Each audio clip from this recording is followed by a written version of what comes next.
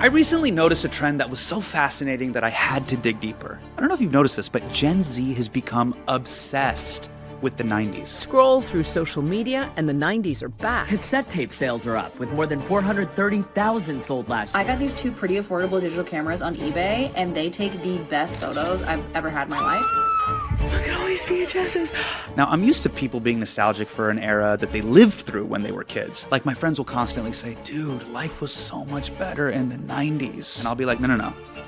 Your life was better because you had a full head of hair, zero back pain, and you could drink a soda that didn't have the word probiotic in it. But what we're witnessing right now, this is something different. This is a generation nostalgic for a time when they weren't even alive, which I find weird because I'm not nostalgic for the 50s. Like, when I watch Mad Men, I know exactly how they treat me. I'd be an elevator attendant and John Hamm would use my hat as an ashtray. I feel bad for you. I don't think about you at all. But I'll see videos on YouTube from a random day in high school in the 1990s that will get millions of views with comments like, everyone seemed a lot nicer and healthier without social media. Not a phone in sight. Everyone's just vibing. No cell phones, no social media, no craving for digital likes, no 9/11. To be clear, we still had September 11th before 9/11, but we just celebrated Moby's birthday and just kept it moving. Now, I'm not cherry-picking random YouTube comments. A survey last year found that 68% of Gen Z adults reported feeling nostalgic for eras before their lifetime. Gen Z feels a sense of loss for something they never had. An analog world before smartphones and social media and the internet. But the ironic part to me is that as a 90s kid, we were obsessed with the future. And that future was all about the internet. Imagine a world where every word ever written, every picture ever painted, and every film ever shot could be viewed instantly in your home via an information superhighway. AT&T had a whole ad campaign called You Will, where Tom Selleck would show you all the cool things you'd be able to do online. Have you ever paid a toll without slowing down? Bought concert tickets from a cash machine? Or tucked your baby in from a phone booth? You will. Have you ever ruined Justin Long's day by writing a mean comment on his Instagram post from the comfort of your own toilet? You will. The internet promised to unlock the potential of human curiosity and creativity. It would make information free and connect everybody. And most of all, the internet was going to be fun. Now that I've gotten on the internet, I'd rather be on my computer than doing just about anything. It's really cool. And the search engines will show us all the millions of pages of websites and chat lines and games and everything. Yup, they got more stuff than you can imagine. Okay, at first it was mostly used by 13-year-old boys to look at JPEGs of naked ladies. But by the early 2000s, as we entered the new millennium, It's rewind time. the dream that Silicon Valley promised actually started to come true. 2001, Wikipedia goes online. 2002, Amazon offers free shipping. 2004, Facebook drops. 2005, YouTube. 2006, Twitter. And in 2007, Apple introduced the iPhone, which let you carry all that around in your pocket. An iPod, a phone, and an internet communicator. Are you getting it? This is one device. iPhone. Digital liberation had arrived. The stock market was at an all-time high. Obama was going to end climate change and war, and we could not wait to see what Kanye West would do next. But as we got swept up in the excitement of the moment, we had no idea what all these shiny new digital toys were going to do to our brains. Before the iPhone, the internet was literally something you got on and then got off. Our whole conception of spending time online was completely different. Jamie lives with a roommate and a variety of pets. She's on disability, so she is home and often spends up to 30 hours a week on the computer. Okay, I mean, only 30 hours a week?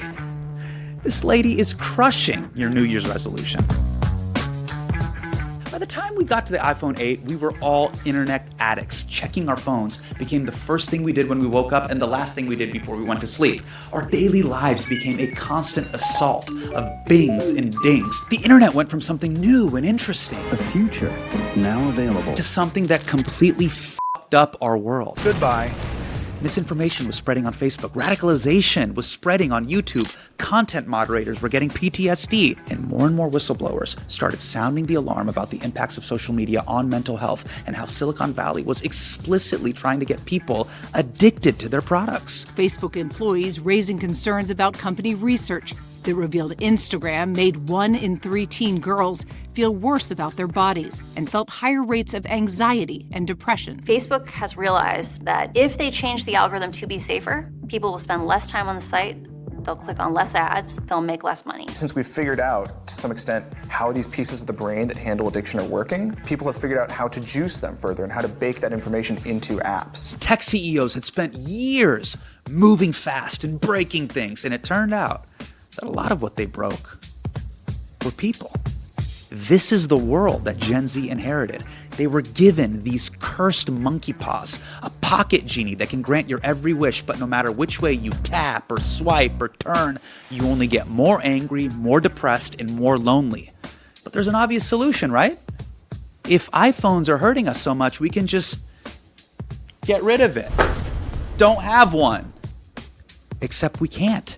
Because as we learned more and more about the damage big tech was causing, it became more and more deeply embedded into our economy and society. So now, if you want to communicate with people, or access transportation, or banking, or healthcare, or government services, or a fucking menu at a Thai restaurant, you need a phone.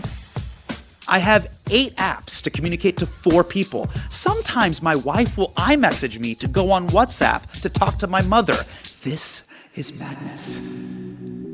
And as the apps went from novelty to necessity, we became baked into the business models of big tech in a way that made it feel like we were working for them.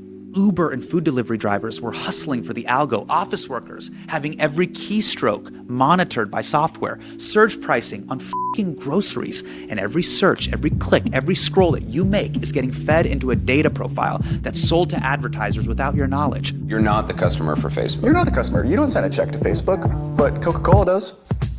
All in pursuit of more profit for a handful of trillion-dollar companies wringing the towel of every last nanosecond of time and joule of human energy. In short, we are serving the machines that were supposed to serve us. And in that way, the internet revolution is a lot like the Industrial Revolution. 200 years ago, new tech like the cotton gin and steam-powered loom held a huge promise to improve productivity, make goods cheaper, and grow the economy. And while it did do those things, it also made a handful of industrialists super rich. Instead of being more productive in less time, they expected their workers to be more productive all the time. And they did it by creating these new things called factories, which imposed brutal conditions on workers, many of whom were children, and polluted the community's air and water. Now, like today, the new technology promised freedom, but it just reorganized power.